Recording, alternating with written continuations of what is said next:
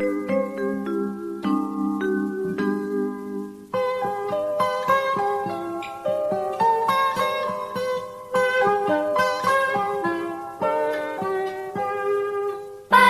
cerahku, matahari bersinar, ku gendong tas merahku di pundak.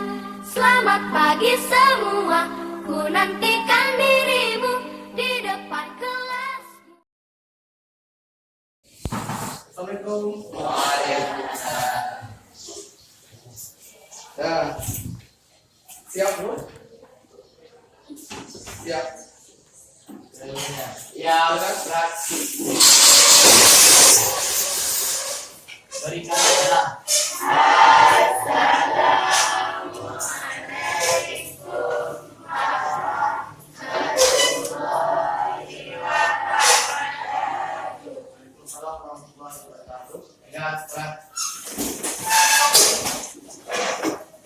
Dibaca doa dulu sebelum cara kerjaan.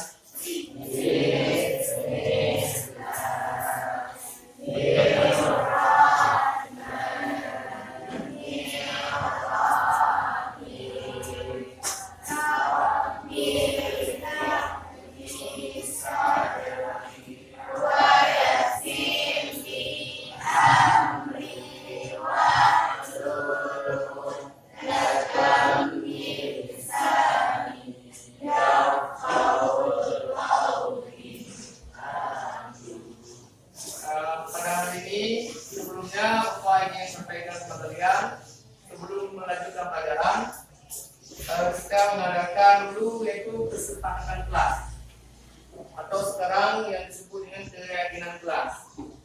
Jadi keyakinan kelas ini perlu kita laksanakan supaya kelas kita aman, tentram, enak belajarnya. Jadi setiap siswa wajib mengisi apa-apa saja yang menjadi keyakinan kelas menurut kalian masing-masing. Nanti Bapak akan menyediakan kertas pano beserta kertas untuk dia bagikan dan ditulis. Ini setiap siswa ditulis di sini apa-apa yang menjadi keyakinan kelas kita ya di sekolah, khususnya di kelas kita ini. Nanti ditempel dan ditulis di papan tulis. Ini coba kita bantu sama jualan dan tempel tadi tentang ini kertasnya tempel di ini tempel ya ditempel dulu, nanti Bapak bagikan kertas ini, setiap siswa wajib mengisinya. Salah sudah dulu.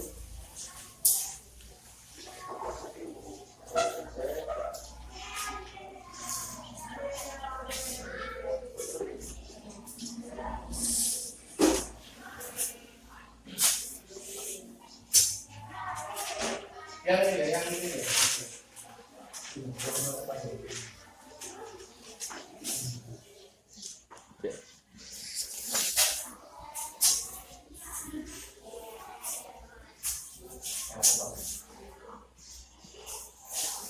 Kira-kira ada nggak pertanyaan kamu buat keyakinan kelas ini?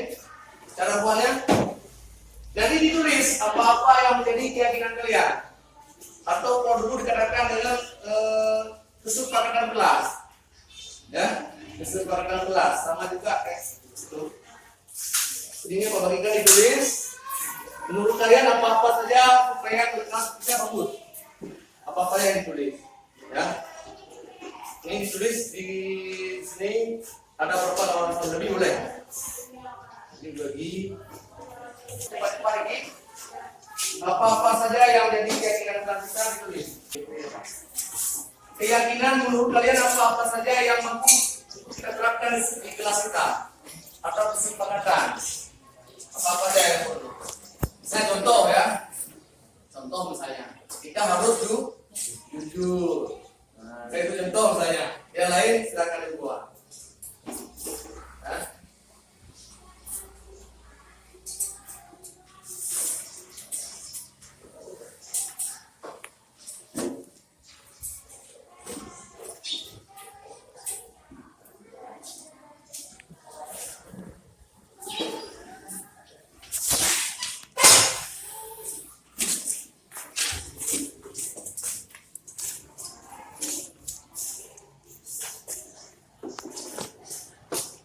Allah cocok.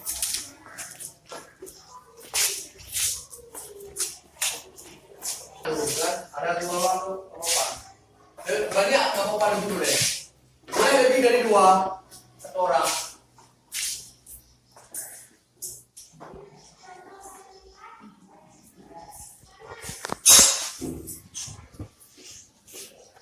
Kalau sudah siap, ditempelkan di sini.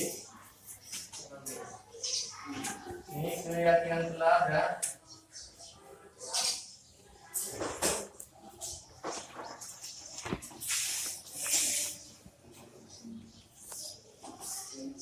Setelah 91 kan?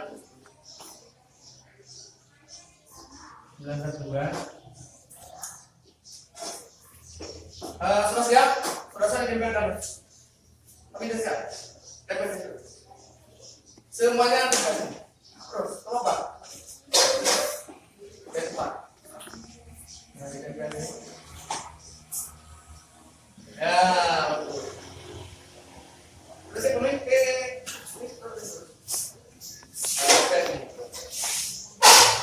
ya, lurus. Boleh juga di pinggir sana, boleh. Ya, boleh.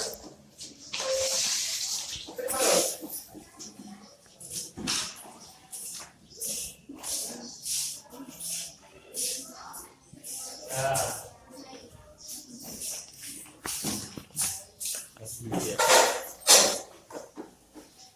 Yang lain cepat terus. Terus ya, yang lain keras. Nomornya banyak, satunya juga boleh. Kalau mengarahkan kita, ada ide kita, apa yang menurut kita ini bagus, kita tulis dan terus. Terus ya. Nah udah dulu, udah cukup dulu. Nah, repot. Nah, kamu bagus. Jangan repot terus. Lepas dalam. Oh, ya boleh. Repot dulu. Udah dulu. Ya. Kurang satu.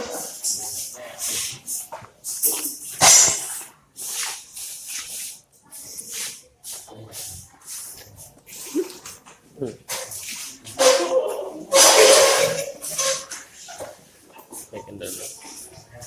Sudah.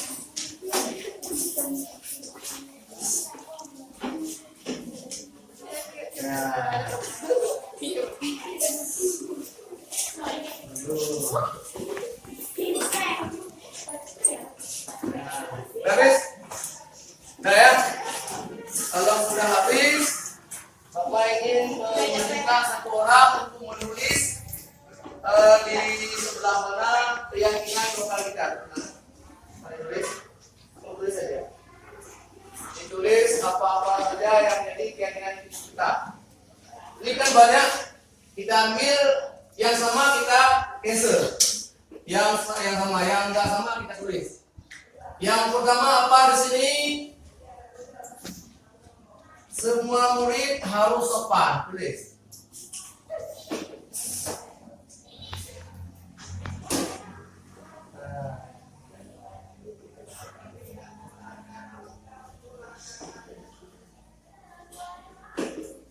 Yang kedua, kita harus disiplin.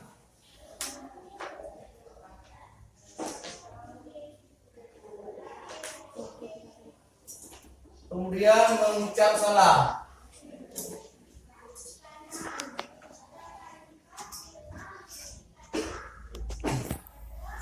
Kemudian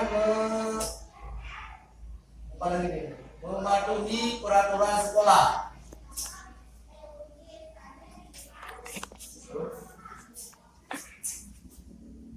Kemudian apa lagi nih? Bertanggung jawab. Nah, ini. Bertanggung jawab. Jujur. Lupa pada lupanya.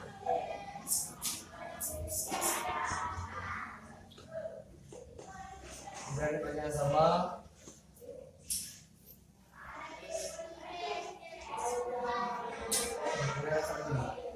Kebersihan sudah.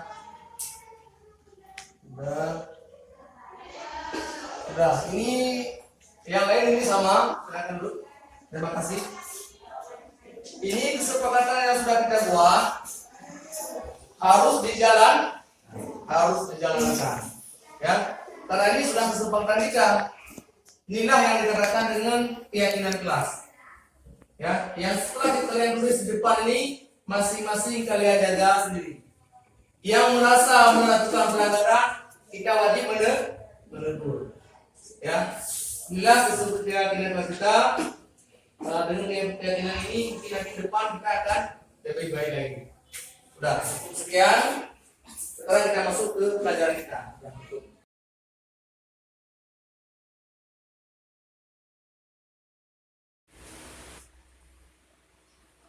Assalamualaikum warahmatullahi wabarakatuh. Pada hari ini saya akan men-sharing ilmu yang saya peroleh di pelatihan dari DP, pelatihan DPG, CGP ya, guru penggerak, yaitu tentang budaya positif di sekolah. Jadi budaya positif ini sangat penting dilakukan di sekolah dengan tujuan supaya setelah kita nyaman dan enak, semua siswa nanti memberikan keyakinannya masing-masing. Nanti saya kasih contohnya. Ini apa itu budaya positif dulu yang kita bahas. Nah ini dia. Budaya positif adalah nilai-nilai keyakinan dan kebiasaan di sekolah yang berpihak kepada murid. Kita murid itu istilahnya sebagai kita istilahnya itu kita berpihak kepada dia lah. Anak-anak bukan jadi sebagai korban. Selama ini jadi korban anak dengan peraturan yang kita buat. Tapi dengan budaya positif ini yang kita lakukan, maka siswa nanti akan dia memiliki nilai pribadi yang kritis dan bertanggung jawab.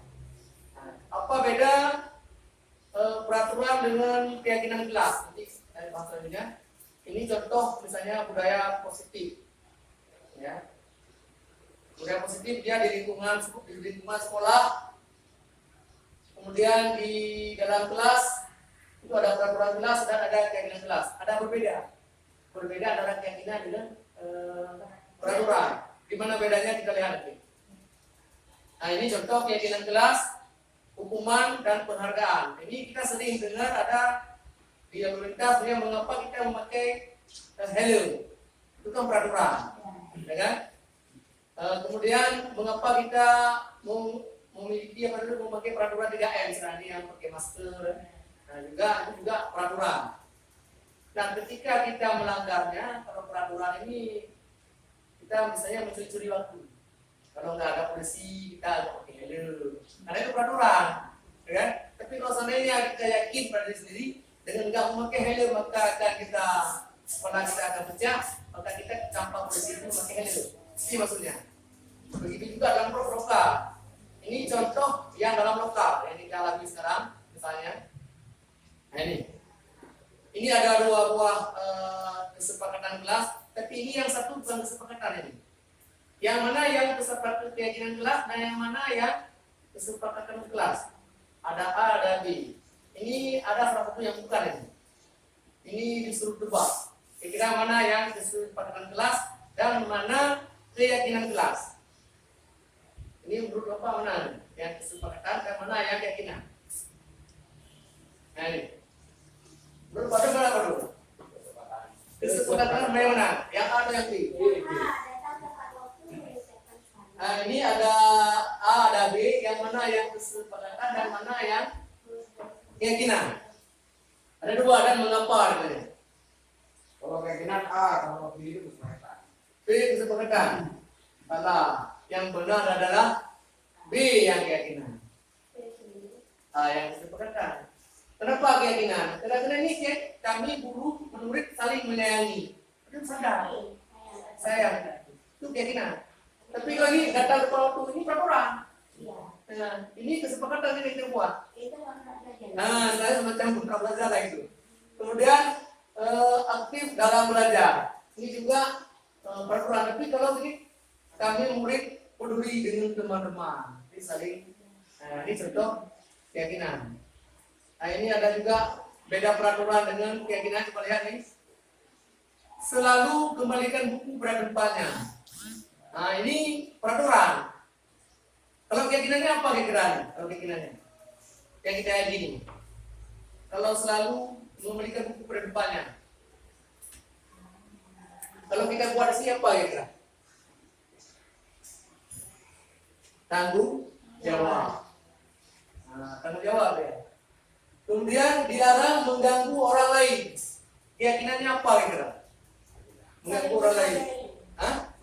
Ya, saling menghargai atau menghormati orang lain. Ketika hadir di dalam kelas 15 menit sebelum pembelajaran dimulai. Itu apa? Keyakinannya. Ya, keyakinan itu apa kira? Juga menghargai orang lain, menghormati orang lain. Orang lain berdatang, dia kita belah. Nah, juga kemudian dilarang melakukan kekerasan. Apa yang ada? Dilarang melakukan kekerasan. Keyakinannya apa yang kita ini? Kayak gini. Itu keselamatan. Dan kita lihat nanti apa betul yang kayak gitu. Ini contohnya yang dijawab. Nah, kalau dilarang melakukan kekerasan, dia keselamatan, menghormati orang lain. Dilarang menggunakan narkoba itu untuk kesehatan kita. Menggunakan masker itu kesehatan keyakinannya. Jangan berlari di atas koridor. Berlari di mana? Itu juga keselamatan. Ini kebedaan peraturan kan? Ini peraturan yang keyakinannya beda. Bahasanya beda. Nah, gitu kan? Tapi lebih bagus kita buat dengan keyakinan. Karena tanggung jawab itu lebih besar. Saya jangan berlari. Apa efek dia dari lari itu? Keyakinannya. Berarti dia nanti bisa silakan. Nah, itu cara balik seperti itu. Bukan peraturan, tapi disuruh buat keyakinan kelas. Maka nanti kita ini tugas kita ini guru-guru. Ketika masuk kita tulis ke mahasiswa. Kita buat keyakinan kita masing-masing. Nah, itu dia punya. Ini contoh lagi nih. Ini sekarang ada juga namanya tindakan dan hukuman. Saya akan kita buat mencetak 10 kali di dalam buku saya tidak terlambat.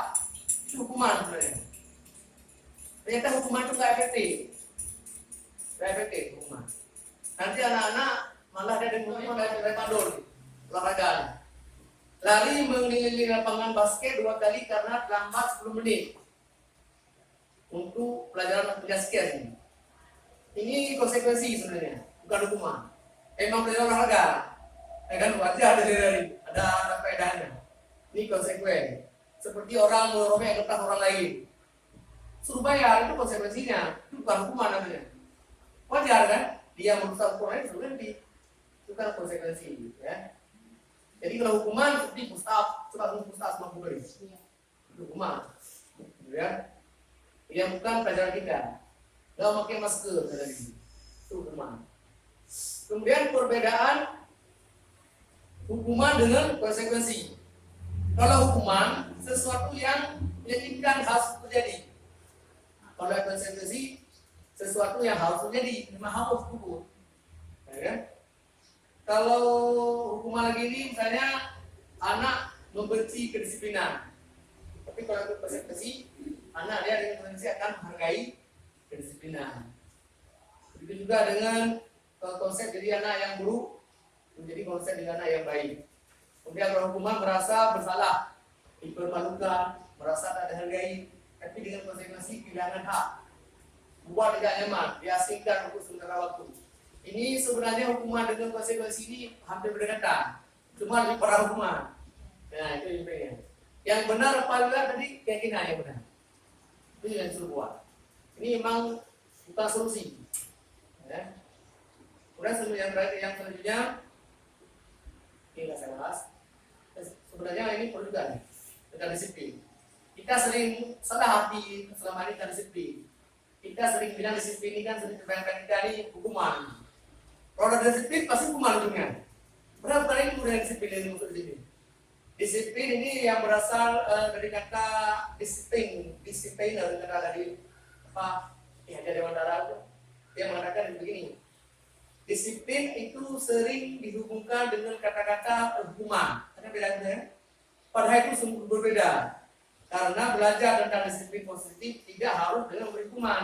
Justru itu adalah salah satu alternatif akhir. Kalau perlu tidak digunakan sama sekali. Ya, hukuman itu memang solusi yang terakhir sekali. Apabila perlu nggak usah lah. Ini Ki Hajar Dewantara yang dibahas kemarin itu adalah menyatakan bahwa di mana ada kemerdekaan di situ ada disiplin yang kuat. Sungguh disiplin itu bersifat self disiplin, yaitu kita sendiri yang mewajibkan diri kita sendiri dengan keras-kerasnya. Tetapi sama saja sebab jikalau kita tidak cakap melakukan self disiplin, wajiblah penguasa lain mendisiplin kita. Makanya biasanya kita nih kalau nggak sanggup disiplin sendiri, maka orang lain disiplin kita. Bagusnya pada diri sendiri, kesadaran diri sendiri. Anda mampu ada pasar orang lain, ya kan? Bagusnya emang dari sendiri yang disiplin ini, bukan orang lain. Itu kan. Kemudian ini kita lihat berikut. Ini yang penting lagi. 3 pemotivasi perilaku manusia. Yuk kita lihat sendiri. Mana kita termasuk orang-orangnya? Yang pertama, ini sering kalami untuk menghindari ketidaknyamanan atau hukuman, berdisiplin. Merasa adanya itu inilah tingkat rendah dari motivasi perilaku manusia. Biasanya orang yang motivasi perilaku yang menghindari hukuman atau tidak nyaman akan bertanya, apa yang terjadi apabila saya tidak melakukannya? Itu orang yang nak pukul jadi nah lagi yang nak biar pada campur apa? Dia pada mik secara dalam lain. Dan reo ini berapa? Dia kan ini, dia kata lagi yang nak pukul dia pukul ke belakang. Itu mandi. Ya, kita kayak gini. Yang tidak rendah. Yang paling murah. Yang kedua, lalu untuk mendapat imbalan, nanti mengelenah dia. Mendapat imbalan atau penghargaan dari orang lain. Itu satu tingkat di atas yang tadi. Di sini berperilaku untuk mendapatkan imbalan atau penghargaan dari orang lain. Orang dengan motivasi ini akan bertanya, apa yang saya dapatkan apabila saya melakukannya? Yang juga kayak tujuh pengen. Nah, yoga kayak gini. Nah, bagaimana? Nah, ini contohnya. Mereka akan melakukan tindakan untuk mendapatkan pujian. Agak-agak pujo di baiklah. Nah, umat berkata ini. Nah, ini setiga kata penuh. Yang terakhir yang tiga ini untuk menjadi orang yang mereka inginkan yang penting. Untuk menjadi orang yang mereka inginkan dan menghargai diri sendiri dengan nilai yang mereka percaya. Orang ini akan bertanya, akan menjadi seperti apakah saya bila melakukannya? Ini lagi kita tampil di belum. Ini juga akan setiba dengan belum. Nah ini yang paling baik. Nah, maka jarang yang nomor 3 ini. Yang biasanya nomor 1, nomor 2. Nomor 2 dan nomor 3, maka ini yang paling baik. Kemudian ada kebutuhan dasar manusia. Yang pokok, ini ibu kan, bapak, anak-anak kita ini memang ini yang sering terjadi. Anak-anak kita butuh ini, butuh cinta, butuh kesenangan, butuh penguasaan, butuh kebebasan. Ini udah pada karakter anak-anak ini. Alumni. Kita contoh itu yang boleh contoh. Ini misalnya, anak-anak kita ini. Ibu guru bilang aku tidak boleh bersenandung sewaktu mengerjakan tugas. Katanya kelas harus tenang, tidak ada suara. Padahal aku sunyi dan senang menyanyi. Ada anak dia menyanyi ya, kita larang. Dia ini perlu ada kebutuhan dia apa ya kebutuhan dia? Orang anak seperti ini. Yang 4 tadi itu apa ya kebutuhan? Dia butuh kesenangan, ya kan? Itu dia. Yang kedua, ibu guru tidak menyapa aku hari ini. Padahal aku sudah memakai jepit yang baru, atau pakai sepatu baru, atau tidak punya. Itu kenapa yang dia perlu? Ketika anak nih, kan? Dia butuh pujian dia baju baru ya. Dia merasa senang, kan? Kan ada juga kadang-kadang terpakai apa bros apa, pakai dulu kan kali aku kan kayak juga. Kan ada bros baru biasanya, gitu kan? Ada juga nih aku bosan nih, masa belajar cuma gitu aja, dengan ibu guru saja. Kan saya nggak monoton kan? Anak-anak bosan juga kan? Ya. Kemudian aku sebut gambarku tidak rapi, malah ibu guru nunjukin ke teman-temanku di depan kelas. Nah ini kan bahasa dia nggak dihargai, ya kan? Didudukkan. Kira-kira apa yang dia butuhkan ini? Yang paling tadi ini, ya kan? Dia ada diterima kesenangan, penguasaan, kebebasan. Dia perlu juga ada kesenangannya. Nah, ya. Perlu senang, perlu dihargai, ya. Ini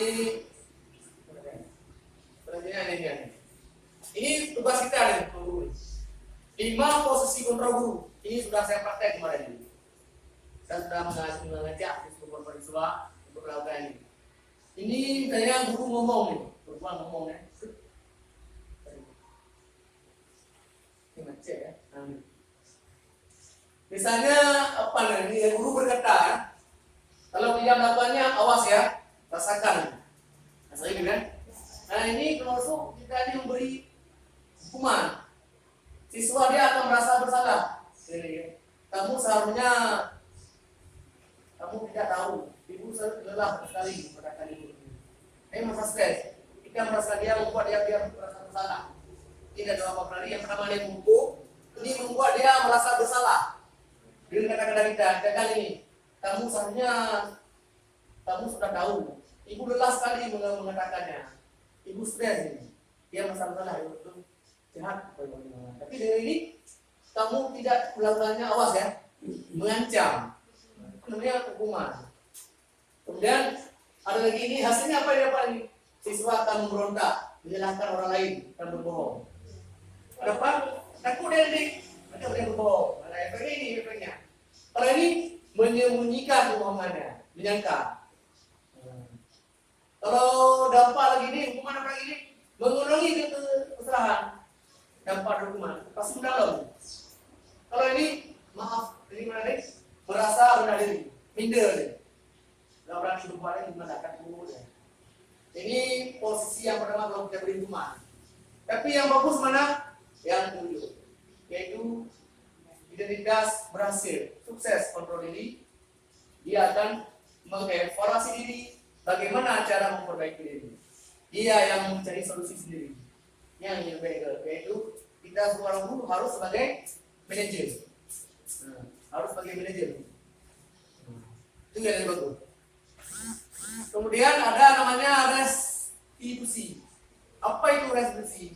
Yaitu proses menciptakan posisi bagi murid untuk memperbaiki kesalahan mereka. Nah, kesalahan dia yang memperbaiki sendiri, bukan kita. Kita memberi arahan dia yang mencari solusi. Saya ada siswa merobek baju kawannya.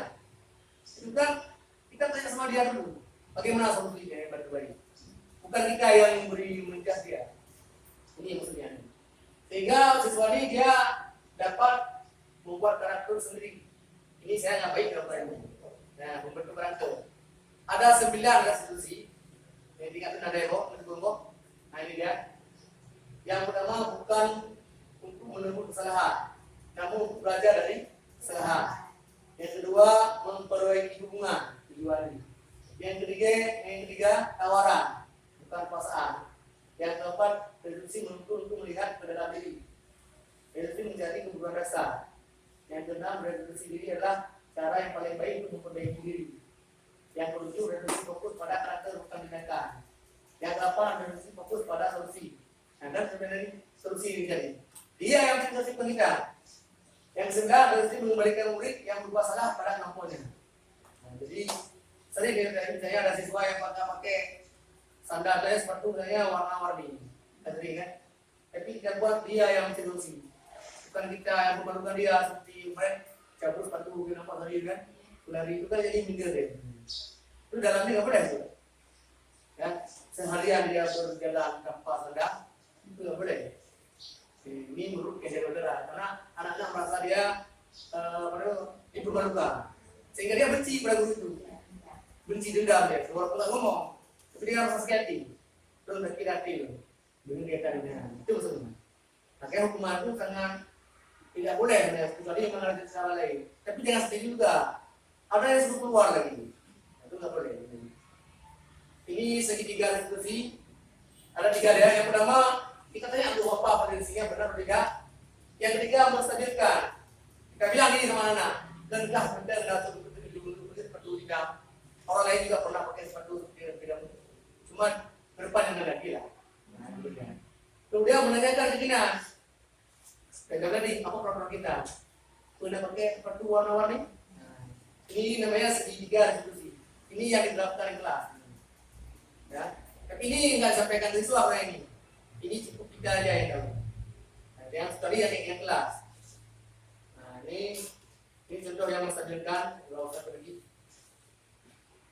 Ini sering kejadian ya. Ini kata-kata ini kalimatnya yang boleh. Ya. Kalimat menstabilkan identitas. Kan? Saya kira nih, Bapak Ibu tidak tertarik untuk mencari tahu siapa yang benar, siapa yang salah. Bapak Ibu lebih tertarik untuk menyelesaikan masalah. Itu kita tenang dia. Kamu, kalau kamu menyalahkan dirimu sendiri terus, apakah kamu bersikap baik pada dirimu sendiri? Kita bisa berbeda. Kita ada seorang, saya bersalah untuk hari ini saya ini. Itu dia. Ini namanya tahan menstabilkan. Kemudian validasi tindakan yang salah. Ini kalimatnya gimana ini dia? Kamu bisa saja akan melakukan hal yang lebih buruk, tapi kamu tidak melakukannya. Seperti ada orang ditemukan emas di jalan. Padahal kamu kan bisa saja menginginkan emas itu, tapi kamu memberikannya. Nah, ini juga memberikan kata-kata yang validasi tindakan yang salah. Seolah-olah tadi hubungan, padahal nanti aja kan itu. Apa itu penting di kamu? Berpikir tegak kok. Penting kawan jangan. Nah, itu salah itu. Karena dalam dilakukan ketika membuat dia bersalah melakukan itu. Karena benar yang dilakukan. Nah, itu maksudnya. Ya, sering kali begitu ya. Kemudian menyenangkan keyakinan. Apakah kamu merasakan apa nilai yang kamu percaya di kelas kita? Nilai keyakinan kau kebajikan apa yang telah kita sepakati? Kelas apa yang ideal? Seperti apa sih? Kamu tingkat buku melaksanakan di mana lakukan.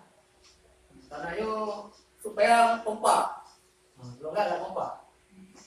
Oke, cukup sekian dari saya. Ini sebagai sharing aja. Mudah-mudahan bermanfaat kita semua. Assalamualaikum warahmatullahi wabarakatuh.